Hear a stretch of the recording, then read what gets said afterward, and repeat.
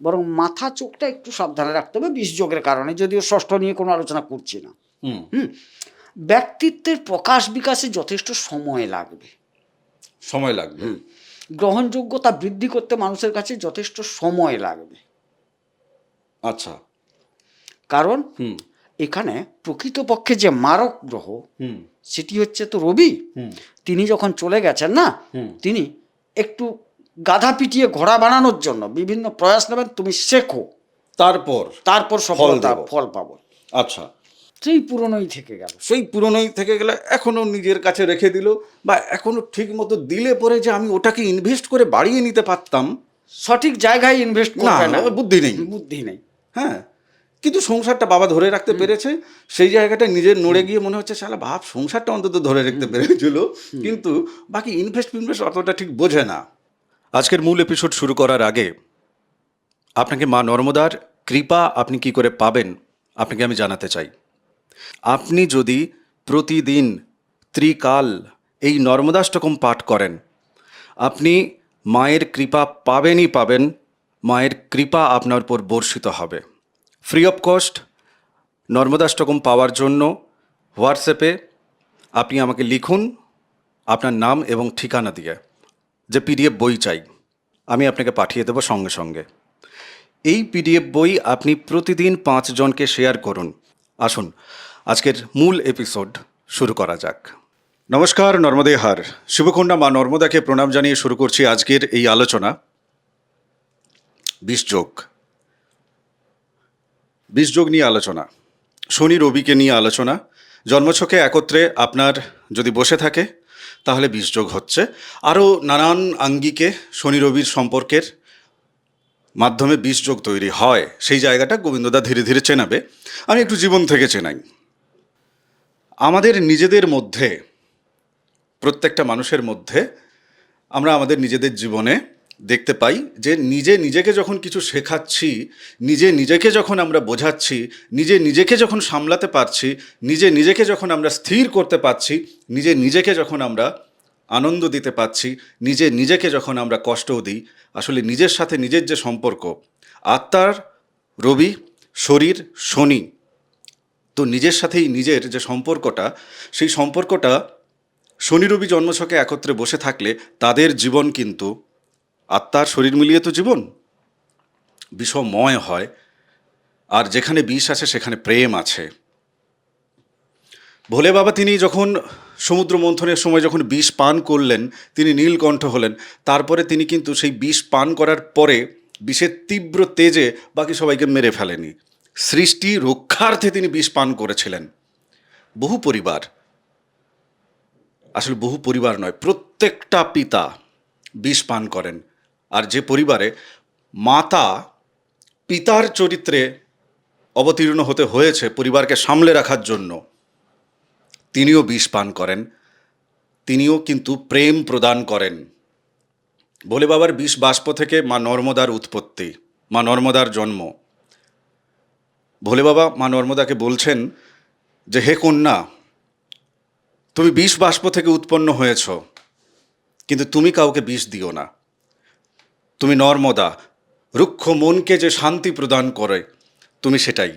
এবং আমি তোমার পিতা, তোমার জল রূপে আমি সদা সর্বদা বিরাজ থাকব। এবং মা সিদ্ধি প্রদায়িনী, মা মোক্ষদায়িনী। এই বিষযোগ, চলুন দেখি কতখানি বিষ, আর বিষ মন্থন করতে করতে কতখানি অমৃত তৈরি হয়, নাকি সেঁকো বিষ হয়, সংখ্যা তৈরি হয়, সেটাও দেখব। আমার প্রথম প্রশ্ন তোমার কাছে, কুম্ভ লগ্নের যে শনি আর কুম্ভ লগ্ন সাপেক্ষে যে রবি, এদের চরিত্র কেমন? জ্যোতিষশাস্ত্র কি বলছে? কুম্ভ লগ্নের শনি ভালো হয়, পরিষ্কার কথা। একটু ডিটেলসে চল। বায়ুতত্ত্বে থাকছেন, প্রিয় ঘর, এবং যেহেতু সেই জায়গায় প্রিয়ভাবে বসে আছেন, সেই ক্ষেত্রে দেখা যাবে যে কুম্ভ লগ্ন যাদের বা কুম্ভ রাশি যাদের, সেখানে যদি শনির অবস্থান থাকে অবশ্যই তিনি ভালো জ্ঞানানুপিপাসু, জ্ঞান সন্ধানী, জ্ঞানের পেছনে ছোটার একটা প্রবণতা, বিভিন্ন জিনিসের দক্ষতা অর্জনের প্রয়াস থাকবে তার মধ্যে। তিনি একটু নিষ্ঠাবান হবেন। তিনি কিন্তু একটা প্রয়াসই হবেন যেটা ভালো বা গঠনমূলক দিকে। রবি? এই ক্ষেত্রে রবি হচ্ছে তার প্রকৃতপক্ষে সপ্তমে। দেখো, আমরা প্রকৃতপক্ষে রবি তো এখানে তো একত্রে না ধরলে তো আমরা আজকের আলোচনা বিফল। না না, একত্রে যাব পরে। হ্যাঁ। আগে রবি শনিকে কেমন দৃষ্টিতে দেখছে, কুম্ভ লগ্নের শনিকে কেমন দেখছে? আচ্ছা, সমসপ্তমে বসে আছে একদম। এবারে সমসপ্তমে বসার সুবাদে সপ্তম স্থল প্রকৃতপক্ষে হচ্ছে মারক জায়গা, প্রকৃত মারক। এই যে কুম্ভের প্রকৃত মারক কিন্তু শনির রবি হয়ে যাচ্ছে এখানে, বুঝলে ব্যাপারটা? অনেকের মাথায় চলবে দাদা এটা, যে সপ্তম স্থান ব্যবসার জায়গা, সপ্তম স্থান বিবাহের জায়গা, সপ্তম স্থান একটা পার্টনারশিপের জায়গা। তো তাহলে তার আমরা এখনো কিন্তু শনি রবি একত্রে যাদের জন্মছকে সেটাতে যাইনি, যাব ধীরে ধীরে। আগে তো একা একা দেখতে হবে ভাই কি আছে, আপনি আপনার পিতাকে কেমন পেয়েছেন সেই জায়গাটা মেলাচ্ছি আগে। ওনার পিতা কুম্ভ লগ্নের জাতক বা জাতিকা, ওনার পিতা ওনাকে বিজনেস শেখানোর জন্য, ওনার সাথে তার বন্ধুত্বপূর্ণ যে সম্পর্ক, ওনার জীবন গঠনের জন্য যে প্রয়াস, যেন সমান প্রয়াস, এই জায়গাগুলি কি পাবে যেমন একটা পার্টনারের মধ্যে হয়? পিতাই একটা কথা বলি তাইলে একটু ভাই সময় দিতে হবে, কারণ গুরুত্বপূর্ণ আলোচনা যেহেতু সেভাবে যাব। না না, তুমি চলো। একজন বাবা তার সন্তানকে একদম চোখে দেখতো না, সহ্য করতে পারতো না। সমাজের মানুষও দেখেছে বাবা যেন ছেলেকে সহ্য করতে পারে না। ছেলেও উপলব্ধি করতো, এই তুমি পড়তে যাওনি কেন, ধরে 2 থাপ্পড় বসিয়ে দিয়েছে। তুমি অমুক করনি কেন, 2 থাপ্পড় বসিয়ে দিয়েছে। ছেলে বড় হয়েছে, পরপর বড় হওয়ার কিছুদিন পর্যন্ত তাকে মারধর করেছে, তারপর বচনে মার যেটাকে বলে, মানে বাক্যের কষাঘাত, একদম জর্জরিত করতো। প্রতিটা ক্ষেত্রে সে যে অসফল, সে যে পারে না, সে যে অকর্মণ্য, সেটা পর্যন্ত করতো। তো একদিন কি হয়েছে, ছেলেটি একটি বড় ধরনের মোটামুটি চাকরি পেয়েছে, জানো তো, সমাজের কিছু গঠনমূলক কাজের জন্য। সবাই হই হই করে তাকে নিয়ে, বিভিন্ন আলাপ আলোচনা সভাস্থলে ছেলেকে ডাকে, সবাই মান্যতা দেয় ছেলেকে। কিন্তু বাড়িতে চলে এলে বাবা, আহা তোমার যা বুদ্ধি, তোমাকে যে কে সভায় ডাকে আমি বুঝতে পারি না, তোমার তো সাধারণ ধারণাই নেই, সাধারণ জ্ঞান নেই, তোমাকে কে বিচার করতে ডাকে, যেরকম লোক সেরকমই বিচারক, ছি ছি ছি ছি, এগুলা বিচার। এইরকম ছেলে খুব মনে মনে আঘাত পেত। ছেলে তো বড় হয়েছে, আঘাত পেত। কিন্তু সদ্য চাকরি পেয়েছে, সেরকম আর্থিক প্রতিষ্ঠা পায়নি। একদিন বাবা মা তোর একটা জায়গায় ঘুমায়, তো স্বামী স্ত্রী তারা, ছেলে সিদ্ধান্ত নিয়েছে যে আমি ছোটোবেলা থেকে দেখছি আমার বাবা আমাকে যেন সহ্য করতে পারে না। প্রতিটা কথায় অপমান, প্রতিটা কথায় কষাঘাত, মানে বাক্যের। আমি নির্বুদ্ধিতায় পরিপূর্ণ, আমার কোনো কাজের উন্নতি নেই, হ্যান তেন, আমাকে কে চাকরি দিয়েছে, যারা দিয়েছে তারা একটি মূর্খ, মানে এরকম টাইপের কথা। তাহলে আমি কি সত্যি বাবা কি আমাকে একদম চোখে দেখেন? এই বাবা আমার থাকার চেয়ে না থাকা ভালো। একদিন কি করেছে, আগে থেকে তার বাবা মা খাওয়া দাওয়া করছে, তা বলে দিয়েছে আমি বাড়িতে থাকবো না, ছেলে বলেছে খেতে গেছে। এই আগে থেকে একটা পুরানো কাহিনী, এটা একটা তলোয়ার নিয়ে যেখানে বাবা মা ঘুমায় সেইখানে একটা ধানের বস্তা টস্তা কিছু রাখা ছিল, তার আড়ালে লুকিয়ে আছে, আজ বাবাকে মারবে সে। হঠাৎ পূর্ণিমার দিন সে তার আগে থেকে রেডি। বাবা মা খাওয়া দাওয়া করে ঘুমাতে গেল। ঘুমাতে গিয়ে মা বলছে, এটা আজকে কত সুন্দর দেখেছো, পূর্ণিমার চাঁদ উঠেছে, হ্যাঁ জানালা দিয়ে আলোটা দেখো কত সুন্দর। তখন বাবা বলছে বলছে এ কি পূর্ণিমার চাঁদ রে, আমার বাড়িতে যে পূর্ণিমার চাঁদ আছে সেই চাঁদটা এ চাঁদকে ছাপিয়ে যাবে। বলে আমার ছেলে সে কি কম মানে গুণী, সে যা গুণী পূর্ণিমার চাঁদের আলোও তার কাছে কিছু নয়। হ্যাঁ, অতএব আমার বাড়িতে না, এ তো বাড়ির বাইরের চাঁদ, আমার ঘরেই চাঁদ আছে। ছেলে যে আড়ালে ছিল না, হাউক করে কেঁদে উঠল, দিয়ে বাবার পায়ে পড়ে গেল। বলে বাবা আমি ভুল করেছি। না কি করেছিস? না আমি তোমাকে মারবো বলে আমি জানি তুমি আমাকে ভালোবাসো না, হ্যাঁ, অতএব যার জন্য আমি তোমাকে আজকে মারার প্রোগ্রাম নিয়েছিলাম, এই তলোয়ার নিয়ে রেডি ছিলাম। আমি এখন বুঝতে পারলাম তুমি কতটা আমাকে ভালোবাসো,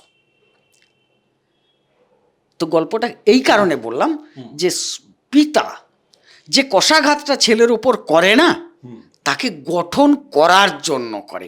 এবারে কি হয়েছে, ছেলেটি এতদিনে বুঝতে পারলো যে বাবা আমাকে একটা ভালো জায়গায় নিয়ে যাওয়ার জন্য, আরও ভালো থেকে আরও ভালোতে পৌঁছে দেওয়ার জন্য অহরহ আমাকে জর্জরিত করতো, কিন্তু প্রকৃতপক্ষে আমি কিন্তু তার নয়নের মণি, যেটা আমার আড়ালে তারা ভাবছে বা দেখাচ্ছে বা বুঝছে, কিন্তু আমাকে বুঝতে দেয়নি।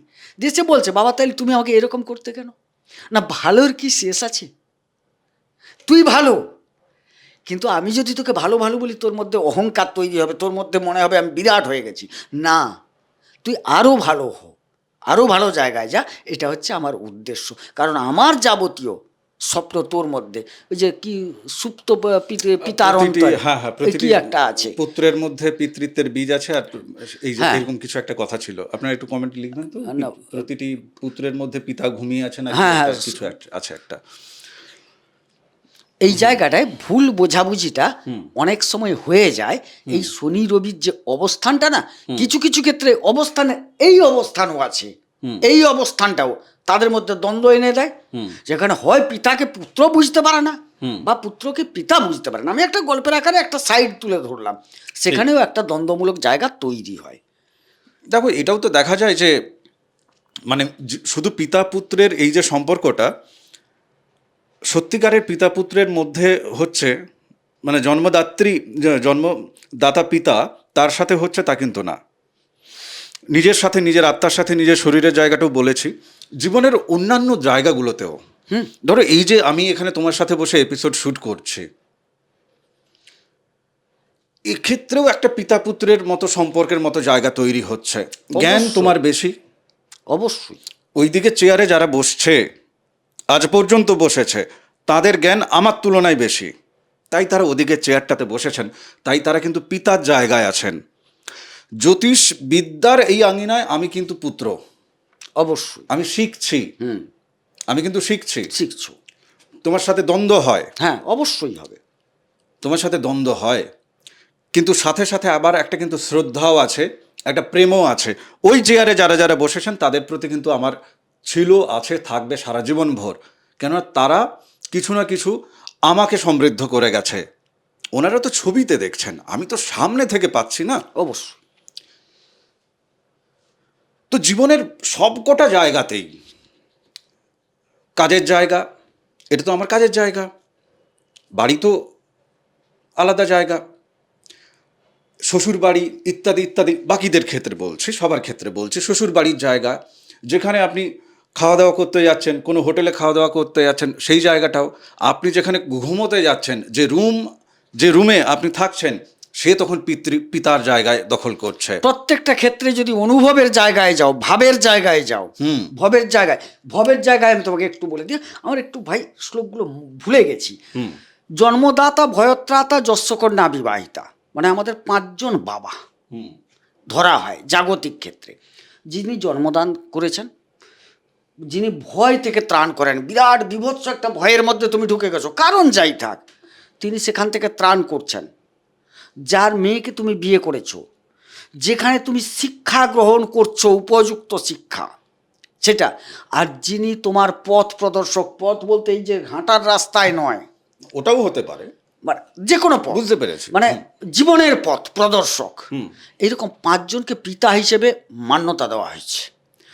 আবার এটা হচ্ছে ভবের ঘরের কথা, কিন্তু ভাবের ঘরে ঢুকলে না, তুমি প্রতিটা জায়গায়, প্রতিটা ক্ষেত্রে একটি করে পিতা পাবে।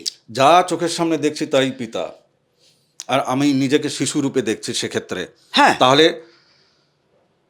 দ্বন্দ্ব ইত্যাদি ইত্যাদি সব দূরে চলে যাবে, তখন সম্পর্ক যেটা, সেটা দ্বন্দ্বমূলক না হয়ে প্রেমাত্মক হয়ে যাবে। অবশ্যই, তাই না? সেখানে হ্যাঁ, সেটা প্রেমাত্মক হয়ে যাবে, প্রেমাত্মক হয়ে যাবে। শুধু গাছপালা, পশু পাখি, প্রকৃতি, একদম সবকিছু। আচ্ছা, একটা জিনিস বলো তো, আমরা বেঁচে আছি, একটা উদাহরণ, আমরা বেঁচে আছি, আমরা যদি সবাই অক্সিজেন ছাড়া বাঁচা সম্ভব নয়, অক্সিজেন কিন্তু এক্ষেত্রে পিতা, একদম। মানে যদি গভীরে ঢোকা হয়, পঞ্চতত্ত্ব কোনটাকে বাদ দিয়ে তুমি আগুনকে বাদ দিয়ে চলতে পারবে না, পৃথিবীকে বাদ দিয়ে চলতে পারবে? যে আমরা পঞ্চতত্ত্ব বলি, হ্যাঁ, অগ্নি, পৃথিবী, বায়ু, জল ইত্যাদি ইত্যাদি করে, কোনোটাকে বাদ দিয়ে তুমি চলতে পারবে? তো তোমার জীবন রক্ষার জন্য একটি জিনিস হচ্ছে অপরিহার্য, তাহলে সেটাকে পিতা নয়, সৃষ্টিতত্ত্বের তারা তো মূল আধার। আমরা জাগতিক তত্ত্বে বাবা মা আমাকে জন্ম দিয়েছেন, এটা হচ্ছে একটা জাগতিক ব্যাপার, যেটা মানবিক ক্ষেত্র থেকে ধরা হয়। কিন্তু সৃষ্টির যে আদি জায়গাটা, বাবার বাবার বাবার বাবা যেখানে জন্ম হয়েছিল যে আধারে নিয়ে, তাহলে তারা কি বাবা নয়? একদম তাই। আচ্ছা, জন্মছকের দিকে এবার আমরা একটু তাকাই। জন্মছকের দিকে তাকাই এবার। না, তুমি পান খেতে পারো, চিন্তা নেই, আমি তো দুজনে মজা করছি।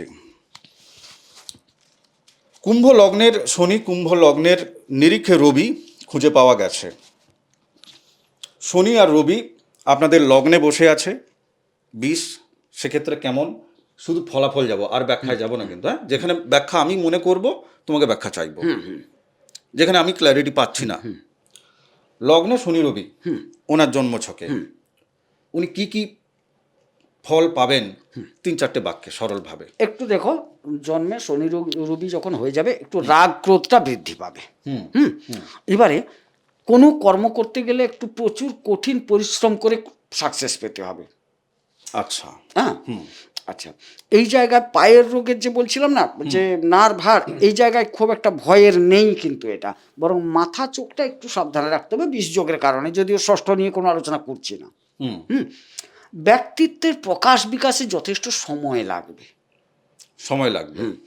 গ্রহণযোগ্যতা বৃদ্ধি করতে মানুষের কাছে যথেষ্ট সময় লাগবে। আচ্ছা, কারণ এখানে প্রকৃতপক্ষে যে মারক গ্রহ, সেটি হচ্ছে তো রবি।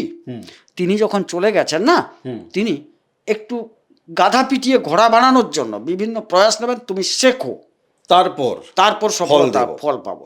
আচ্ছা, এইবারে এই যে শনি রবিটাকে নিয়ে চলে যাচ্ছি যাদের জন্মছকে দশমে আছে, ঠিক আছে, কুম্ভ লগ্ন সাপেক্ষে 70% মিল পাবেন, রাশি সাপেক্ষে 30% মিল পাবেন, আর জন্ম তারিখ দিয়ে আমাদেরকে দিলে 100% মিল অবশ্যই পেয়ে যাবেন, আপনার জীবনের সাথে ঘটনা মিলে যাবে। লগ্নচারে দশমে শনি এবং রবি একত্রে বসে আছে। এইবারে উনি কর্মক্ষেত্রে দশম ঘর থেকে যা যা কিছু দেখা হয়, সেক্ষেত্রে ওনার জীবনে কি কি প্রভাব পাচ্ছেন। আচ্ছা, এই শনি রবির প্রথমে দ্বন্দ্ব তৈরি হলে, প্রথমে পিতা পুত্রের মধ্যে একটা দ্বন্দ্ব তৈরি হবে। এ বলবে তুমি রাজ্য সরকারের কাজটা করো, আমি সরকারি চাকরির কথা বলছি, একজন উপযুক্ত ছেলে। তারপর অনুপযুক্তর দিকে যাব। অনুপযুক্তরও একটা গল্প বলবো। প্রথমে বলবে তুমি বাবা বলবে না, তুমি কেন্দ্র সরকারের চাকরিটা করো। ছেলে বলবে না, আমি রাজ্য সরকারের চাকরিটা করবো, যে তার মতো যুক্তি বা তার পেয়েছে। সেখানে দ্বন্দ্ব হবে। সেখান থেকে কর্মস্থলে এবারে চলে যাই। কর্মস্থলে যিনি পিতৃসম, অর্থাৎ বড় গাইডার বলতে পারো, আপার বলতে পারো, যাই বলতে পারো, মেন্টর, বস যাই হোক, ইত্যাদি, তার সাথেও কিঞ্চিত সমস্যা তৈরি হওয়ার যোগ আছে। আচ্ছা, ওই জায়গায় কর্মস্থলে একটা অস্বস্তি বোধ পরিলক্ষিত হবে। যিনি এই কুম্ভ লগ্নের জাতক, তিনি প্রচণ্ড অস্বস্তি ফিল করবেন, প্রচণ্ড কষ্ট করতে হবে ওইখানে। সাকসেস পাওয়ার সম্ভাবনাটা অনেক দূরে থাকবে। আচ্ছা, মানে অনেক পরিশ্রম, প্রচুর পরিশ্রম, যতখানি পরিশ্রম করছেন ততখানি ফল পাচ্ছেন না। না, এইবার সমাধানের দিকে একটু তাকাই। কেননা জাগতিক জায়গা থেকে একটা মানুষ কি চাইবে যে ভাই আমি 40 বছর পরিশ্রম করব, যে ফলটা পাবো, ধরো 40 বছর পরিশ্রম করে 10 লাখ টাকা আমি জমাতে পেরেছি। অনেকে বলবে কোথায় 10 লাখ জমে, তাহলে 40 বছর কাজ করছিলেন কিসের জন্য? যদি সঞ্চয় না হবে, তাহলে কর্ম কত বছর বয়স পর্যন্ত আপনি করতে থাকবেন? ডেলি খাওয়ার মতো জিনিসটা হয়ে যাচ্ছে না তো, তাহলে তো জীবন গঠনই হয়নি এখনো, মানে অন্তত আর্থিক নিরিখে। ধরো 40 বছর কাজ করার পরে উনি দেখা যাবে যে 10 লাখ টাকা জমাতে পারছেন, সেটা তো উনি চাইবেন না। উনি চাইবেন যে যেন আমি সঞ্চয়টা করতে পারি। তার মানে কি, আমার বস আমাকে অফিস আওয়ারের পরেও যে 3 ঘন্টা বসিয়ে রেখেছে অফিসে, সেটা আমি ওই একই স্কিল আমি বাইরে দিতে পারতাম। অবশ্যই। ধরো আমি একজন অ্যাকাউন্টেন্টের, আমি যে স্কিলটা অফিসে দিচ্ছি, অফিসের বাইরেও আমি স্কিলটা দিতে পারতাম, বা আমি বাড়িতে ফিরে এসে অন্য কোনো পার্সপেক্টিভ নিয়ে আমি কাজ করতে পারতাম, যেখান থেকে আমার পয়সা রোজগার হতো। আর একদম প্রত্যক্ষভাবে যেটা আপনারও মাথায় চলছে যে আরে বসই তো প্রমোশন দিচ্ছে না, এটাই তো, তাই না? তো এক্ষেত্রে তাহলে শনি আর রবির প্রতিকার যদি করা হয়, ফল কি পাবেন? অবশ্যই পাবেন, ফল পাবেন একদম। প্রতিকার পেতে হলে কি হচ্ছে, প্রতিকারের জায়গাটা বোঝো। আমি ছোট্ট করে বুঝিয়ে দিচ্ছি। শনি এই জায়গাটায় কিন্তু সাবলীল নন, মঙ্গলের ঘরে। সাবলীল নন। রবি কিন্তু এই জায়গাটায় সাবলীল। একদম। এবারে এই যে দশমাধিপতির অবস্থানটা বিবেচনা করতে হবে। আচ্ছা, দশমাধিপতি মঙ্গল, সে আপনার জন্মছকে কোথায়, হ্যাঁ, সেটা দেখতে সেটা হবে। দেখতে হবে।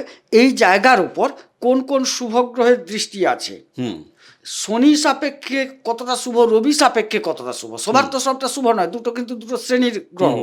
আচ্ছা, এই শনি কার নক্ষত্র পেয়েছে, এবারে কত ডিগ্রিতে আছে, কোন চরণে আছে, অনেক কিছু ভাবতে হবে, আরও আছে কিছু। এবার সবগুলো ভাবতে হবে। আবার একটা কথা বলে রাখি, বার্তা একটা দেওয়া উচিত, আপনাদের সাধারণ জন্মছকে দেখা যাবে 20 যোগ নেই, এই যোগটি নেই, কিন্তু চশমা পরে নেন 20 যোগ হয়তো কোনো কোনো কুণ্ডলিতে দেখতে পেয়ে যাবেন। মানে চশমাটা কি জানো, আমরা কুণ্ডলী ঘাঁটতে গিয়ে দেখেছি যে 20 যোগ নেই, অথচ পিতা পুত্রের মধ্যে সম্পর্ক খুবই খারাপ। যখন ভাব কুণ্ডলীটা বিচার করতে যাওয়া হচ্ছে না, সেখানে কিন্তু দেখা যাচ্ছে যে শনি রবি একত্রিত হয়ে গেছে। ভবের ঘরে যদিও দেখা যাচ্ছে নেই, কিন্তু ভাবের ঘরে দ্বন্দ্ব আছে। না, এমনিতে একটা তো ইউনিভার্সাল জায়গা আছে, সেটা হচ্ছে যে 10 বছর বয়সে মনে হচ্ছিল যে আমার বাবার মতো বাবা হয় না। আমার বাবা এই ইত্যাদি ইত্যাদি। খেলার মাঠে তখন আরও একটু কম বয়সের দিকে যদি চলে যাই, কোনো পাড়ার কোনো একটা ছেলে ধরো আমাকে পিটিয়েছে, আমার মনে হচ্ছে আমি কিন্তু আমার বাবাকে বলে দেবো বা বাবাকে ডেকে নিয়ে আসবো, আমার হয়ে আমার বাবা লড়বে। সেই আমি 18 বছর বয়সে এসে মনে হচ্ছে আমার বাবার দ্বারা কিছু হবে না। বাকিদের বাবাকে দেখো, কেন বাবাই তো শিখিয়েছে, কচি তোকে দিয়ে কিছু হবে না, তুই বাকিদের দেখ, সে পড়তে বসছে 2 ঘন্টা, তো তুলনাটা ভেতরে কে ঢুকিয়েছে। একদম। 18 বছর বয়সে গিয়ে মনে হচ্ছে যে আমার বাবাকে দিয়ে হবে না। 28 বছর বয়সে গিয়ে মনে হচ্ছে যে না, বাবার কিছুটা ঠিক কিন্তু অনেকটা জল। আবার 40-45-এ গিয়ে মনে হচ্ছে যে না, বাবা ঠিক কিন্তু জাগতিক কিছু করে উঠতে পারেনি, সেই পুরনোই থেকে গেল। সেই পুরনোই থেকে গেলে এখনও নিজের কাছে রেখে দিল, বা এখনও ঠিক মতো দিলে পরে যে আমি ওটাকে ইনভেস্ট করে বাড়িয়ে নিতে পারতাম, সঠিক জায়গায় ইনভেস্ট করবে না, বুদ্ধি নেই। বুদ্ধি নেই। হ্যাঁ, কিন্তু সংসারটা বাবা ধরে রাখতে পেরেছে। সেই জায়গাটা নিজের নড়ে গিয়ে মনে হচ্ছে শালা বাপ সংসারটা অন্তত ধরে রাখতে পেরেছিল, কিন্তু বাকি ইনভেস্ট অতটা ঠিক বোঝে না। 50-55 আস্তে আস্তে মনে হচ্ছে যখন বাবা চলে যাচ্ছে শেষ বিছানায় বা তার আগে, তখন মনে হচ্ছে যে কর্মসূত্রে বাড়ির বাইরে আছি, বা বাড়ির বাইরে অনেকটা সময় কেটে যায়, একটা খোলস তৈরি হয়ে গেছে। বহুকাল বাপকে ছুঁয়ে দেখা হয়নি। বাবার হাতে হাতে তো হাত রাখা সিনেমায় দেখা যায়, সিনেমা হলের অন্ধকারে চোখে জল চলে আসে, কিন্তু বাপকে আর ছুঁয়ে দেখা হয়নি। রান্নাঘরে মা মেয়ের মধ্যে তবুও ছুঁয়ে ছুঁয়ে ওই খুন্তিটা দে, ইত্যাদি ইত্যাদি কর, হ্যানত্যান হয়ে যায়, টিভি রিমোটটা দে, ইত্যাদি ইত্যাদি হয়ে যায়। আজকাল অবশ্য সবার কাছে মোবাইল, অন্য অন্য জিনিস চলছে। শেষ বেলায় তখন মনে হচ্ছে যে বাবার সেবা কি করে করব।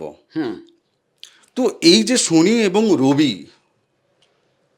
তাদের যে এই যে জায়গাটা না, মানে কোথাও গিয়ে শনি গিয়ে সেই শেষে গিয়ে বশ্যতা স্বীকার করছে রবির কাছে, আত্মার কাছে, যেখান থেকে আমার উৎস সেখান থেকে। এখানে পরিবারে বাকি যারা আছে তাদেরও ভূমিকা না দোষ দিয়ে লাভ নেই। যে জন্মছক, মানে ধরুন আমি শেষবেলায় গিয়ে উপলব্ধি করব ওটি আমার জন্মছকে ওই অবস্টেকেলটি আছে। আমার বাবা আমাকে জ্যোতিষীর কাছে নিয়ে যায়নি, আমি তো নিজেকে নিয়ে যেতে পারতাম, আমি তো উত্তর খুঁজতে পারতাম যে আমি কেন এরকম, আমার বাবা কেন এই রকম, আমার মা কেন এই রকম, সেটা তো জানতে পারতাম। আর আমার আত্মা যা বলে আর আমি যা করি শরীর দিয়ে, সেটা কেমন করি। ওই কারণে বেশ কিছু এপিসোডে খাতা কলম নিয়ে বসতে বলি। এমন নয় যে আমরা বিশাল পণ্ডিত, না না না না না, পণ্ডিত তো একমাত্র একজনই, আমার গুরুদেব ভোলে বাবা, উনি পণ্ডিত, মা নর্মদা উনি পণ্ডিত, ঈশ্বর পূর্ণ, আমরা সব আধা আধুরা। হ্যাঁ, একদম। আমরা কতটুকু, আমরা সবাই আধা আধুরা, এক অন্ধ আরেক অন্ধকে কি রাস্তা দেখাবে। তো এই যে দ্বন্দ্বগুলো, এগুলো কিন্তু ক্লিয়ার হয়ে যেতে পারে অবশ্যই। লাস্ট নোট তোমার কাছ থেকে নিয়ে আমি ক্লোজিংয়ে যাব। জীবনের সময় কতটা বাঁচানো যায়, কতটা সম্পদ বাঁচানো যায় শনি রবিকে যদি ঠিক করে নেওয়া যায়? লাস্ট উত্তর। হ্যাঁ, দেখো এইখানে একটা জিনিস, রবি যদি আমি একটা জায়গায় ইন্ডিকেট করছি, যদি আপনি ব্যবসায়ী হন, হুম। বাবার কথাকে একটু মান্যতা দেন, কুম্ভ লগ্নের জাতক জাতিকা। বাবার কথাকে মান্যতা দেন। আর আবার একটা উপদেশ, যদি আপনি কোনো কর্মচারী হন, বাবাকে বলবো ছেলের জায়গাটাকে মান্যতা দেন। আচ্ছা আচ্ছা। কারণ ছেলে প্রচণ্ড পরিশ্রমী। আপনি হয়তো রবির কারক দেখাচ্ছি, আমি দেখছি, আপনি চাইবেন ছেলে যেন হুট করে প্রতিষ্ঠা পেয়ে যায়, কিন্তু ছেলে কি বলছে, তার তো কুণ্ডলিটা বলছে আমাকে স্ট্রাগল করতে হবে, কষ্ট করতে হবে। অতএব আপনি রাতারাতি চাইলে সে কিন্তু বিরাট পদাভিষিক্ত হয়ে যাবে না। যদি না ব্লকে ছড়ানো হয়, হ্যাঁ, ব্লকে না, ছড়ালেও সময় লাগবে। এগুলো অনেক কিছু দিক দেখতে হবে। আমরা একটা এইটুকু ভিডিওতে কতটুকু কি বলবো, না না, বাকি 7টা গ্রহ তো বাদ পড়ে গেছে এখন। এই জায়গাগুলো থেকে একটু নিজেদেরকে সংযত রেখে অপরকে চিনতে শিখুন, নিজেকে একটু গুছিয়ে নিয়ে অপরের জায়গাটায় নিজেকে দাঁড় করান, দিয়ে ভাবুন, তাইলে কিন্তু দ্বন্দ্বটা মিটে যাবে। যাই হোক, আজকের এপিসোড এখানেই থাক। তপভূমি নর্মদা মাহাত্ম্যকথা অডিও সিরিজ শুনুন, নিজেকে খুঁজে পাবেন, নিজের পিতাকে খুঁজে পাবেন। আর কোথায় কোথায় আপনি সন্তান, আবার কোথায় কোথায় জীবনের আপনি পিতা, অথচ সেখানে সন্তানের মতো আচরণ করছেন বলে জীবনে সফলতা আসছে না, শান্তি আসছে না, ওটা নিয়ে আগামী এপিসোডে কথা বলবো। অন্য কোনো একটা রাশি লগ্নের জায়গায় চলুন মিনে কথা বলবো ওটা নিয়ে। আপনার মিন না হলেও আপনি মিনের এপিসোড দেখুন, ওখানে কথা হবে ওই টপিকটাকে নিয়ে। চ্যানেল সাবস্ক্রাইব করে নিন। নমস্কার। নর্মদে হাট। নর্মদে হর।